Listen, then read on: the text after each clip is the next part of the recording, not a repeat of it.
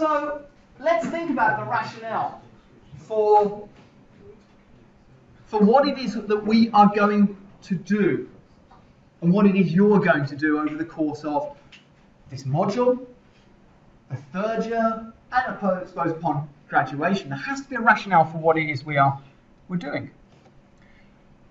Well, the first thing is this, and in many ways this is kind of nice for you. There is now an ever-increasing demand for these kind of athlete-based assessments. But the demand is growing to make sure that the public won't use these terms, they're valid and reliable.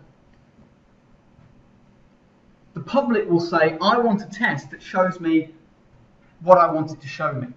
You know, I want a test that shows me my VO2 max, or I want a test that shows me my blood lactate transitions, or I want a test that shows me my max strength. What they're asking for is for you to do something with them that is both valid and reliable. So we need to work in that context. And there are great examples of companies and so on running tests that are really not valid and reliable. There's a place near Cambridge who will remain fairly nameless, Advanced Performance, and they say they do VO2 max testing, and they'll do a VO2 max test for you on a treadmill for 50 quid. That's pretty good. I charge 150. Okay, well I don't, the university does. So what do you get for 50 quid? No harness on the treadmill, no crash mat behind the treadmill.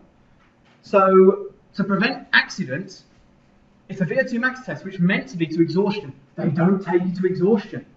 And then they extrapolate your VO2 max. In other words, they guess it for 50 quid. That's certainly not valid, and you question the reliability of the data they collect. Okay? Let's kind of put it into context. But the other thing is, it allows us to monitor, and it's something you need to be aware of, is variability, athlete variability. And that's both athlete, but also within a test. So different tests have different degrees of variability. There's so many different athletes. We know genetically people are different. You can look around this room and go, Christ, we're all very, very different.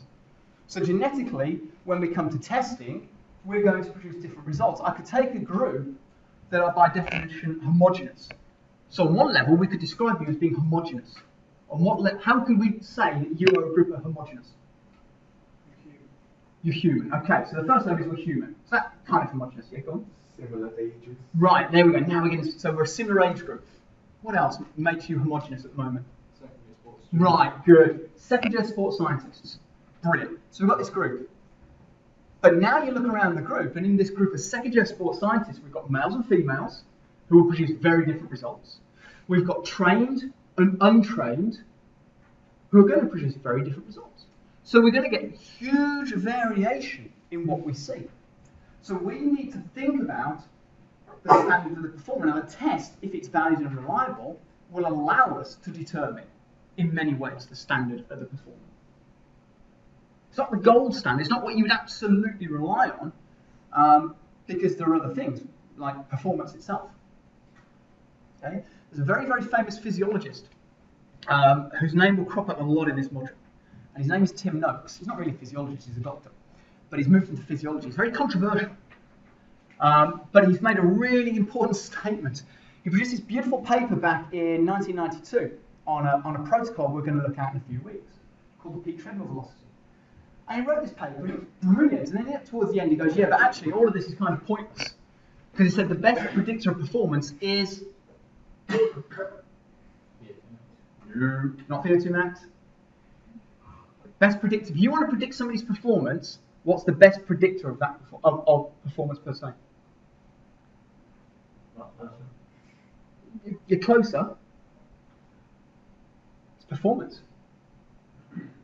If I've raced well in race A and I broke the world record, then I'm pretty fucking good. So I'm probably going to be able to do it in race B. You don't get trapped into thinking that VO2 max, for example, is going to tell me that you're a great endurance runner. VO2 max, as an example, is a useless indicator. Useless. Of endurance performance. Again, go and have a look at Noakes' book. It's in the library. It's a brilliant book. It's called The Law of Running, Lore. And he's got a fantastic chapter in there where he looks at VO2 maxes.